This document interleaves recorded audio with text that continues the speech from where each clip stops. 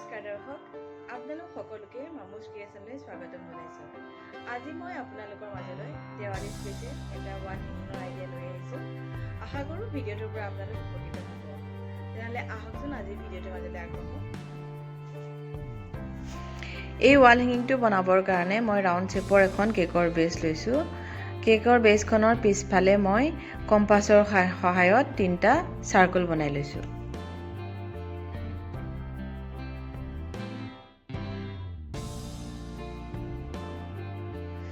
এই চাৰ্কলকেইটাৰ ওপৰত মই ফেভিকলৰ সহায়ত মোল্ডেড ক্লেৰ কিছুমান সৰু সৰু ৰছী লগাই 3টা বৰ্ডাৰ বনাই লওঁ।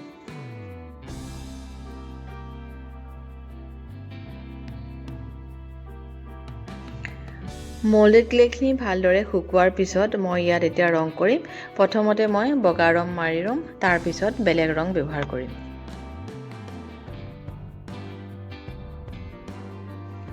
বগা ৰংখিনি মাৰি সম্পূৰ্ণ হোৱাৰ পিছত মই শুকাবৰ কাৰণে ইয়াক অলপ সময় ৰাখি দিম।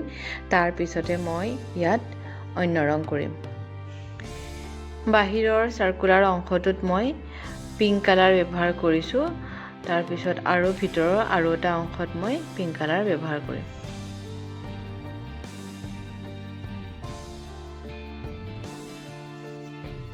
বাকী থকা 2টা চাৰ্কুলত মই অৰেঞ্জ কালাৰ ব্যৱহাৰ কৰি ৰং কৰি দিম।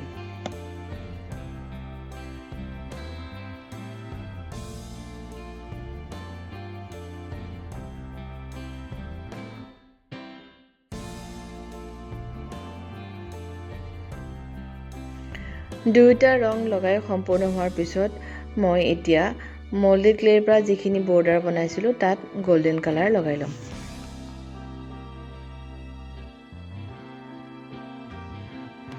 গোটেইখিনি ৰং লগাই হোৱাৰ পিছত মই এতিয়া ৱাল হেঙিংটো ডেক'ৰেশ্যন কৰিবৰ কাৰণে কিছুমান মিৰৰ লগাই দিম। তাৰ কাৰণে মই চেণ্টাৰ পৰ্চনত এখন ৰাউণ্ড মিৰৰ লগাই দিছোঁ আৰু বাহিৰৰ যিটো পিংক কালাৰ চাৰ্কুলাৰ এৰিয়া তাত মই কিছুমান ডায়মণ্ড শ্বেপৰ মিৰৰ লগাই দিছোঁ।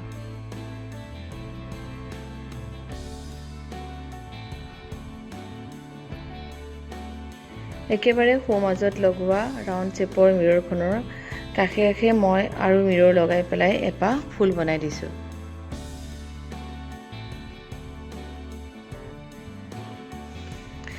বাহিৰত থকা অৰেঞ্জ কালাৰ চাৰ্কুলাৰ এৰিয়াটোতো মই মিৰৰ ব্যৱহাৰ কৰি কিছুমান ফুল বনাই দিছোঁ।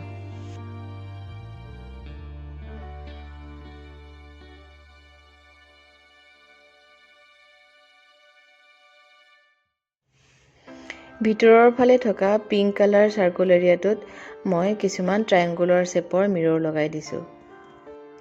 সোঁমাজত থকা অৰেঞ্জ কালাৰ চাৰ্কুলটোত মই কিছুমান স্কুৱেৰ শ্বেপৰ মিৰৰ লগাই দিছোঁ।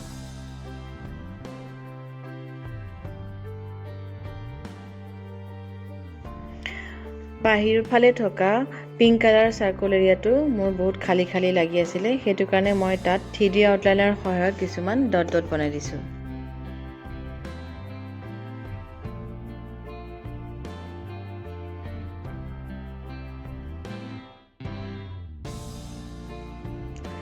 ভিতৰত থকা পিংক কালাৰ চাৰ্কুল এৰিয়াটোতো মই 3D আউটলাইনাৰ সহায়ত আৰু কিছুমান ডট বনাই দিছোঁ।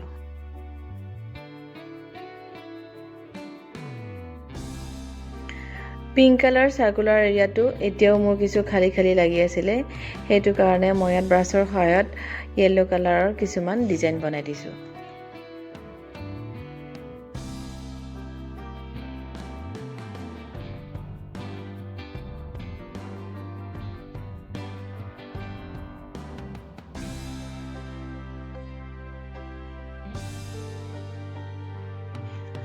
ৱাল হেঙিংখনত মিৰৰ লগাই ডেক'ৰেশ্যন কৰা সম্পূৰ্ণ হৈ গ'ল।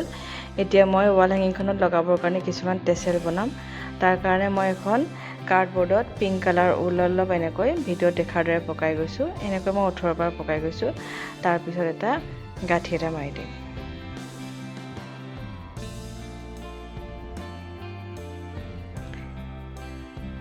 পকাই লোৱা ঊলখিনি কাৰ্ডবৰ্ডখনৰ পৰা মই টানি এনেকৈ ওলাই ল'ম। তাৰপিছৰ ওপৰৰ মূৰটো ধৰি পেলাই একে ৰঙৰ ঊল দি পেলাই মই পকাই পকাই এটা গাঁঠি মাৰি দিম আৰু তলৰ অংশৰ ঊলখিনি মই কাটি দিম।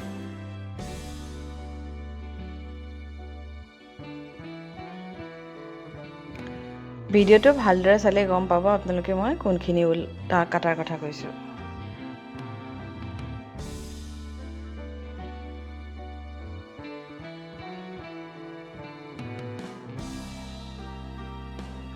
বেজী এটাত একে ৰঙৰ ঊল ভৰাই লৈ মই টেচেলডালৰ ওপৰৰ অংশদি এনেকৈ সোমাই দিছোঁ। তাৰপিছত এটা গাঁঠি মাৰি লৈছোঁ আৰু পিছত এই ঊলখিনিত মই কিছুমান পাৰ্ল বিট সি পেলাই দিছোঁ।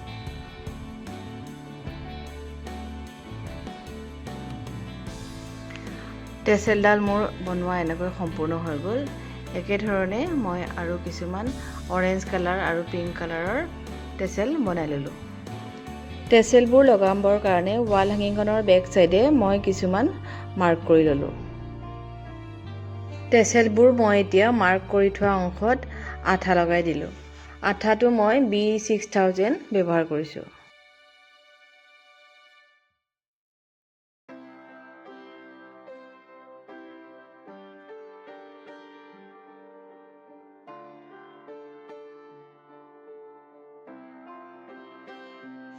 ৱাল হেঙিংখন ৱালত লগাবৰ কাৰণে মই এটা পুৰণা কিচেইনৰ হুকটো আঠা লগাই দিছোঁ।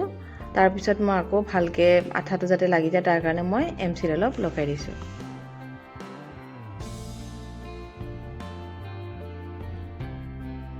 মোৰ ৱাল হেঙিংখন এয়া সম্পূৰ্ণ হৈ গ'ল। আশা কৰোঁ আপোনালোক ভিডিঅ'টোৰ পৰা উপকৃত হৈছে। যদিহে ভিডিঅ'টো চাই ভাল পালে তেনেহ'লে ভিডিঅ'টো প্লিজ লাইক কৰিব, কমেণ্ট কৰিব আৰু নিজৰ ফ্ৰেণ্ডৰ লগত শ্বেয়াৰ কৰি দিব। লগতে মোৰ চেনেলটো কিন্তু ছাবস্ক্ৰাইব কৰিব নাপাহৰিব দেই। পুনৰ লগ পাম আপোনালোকক নেক্সট ভিডিঅ'ত। তেতিয়ালৈকে সকলোকে পুনৰ নমস্কাৰ জনাইছোঁ।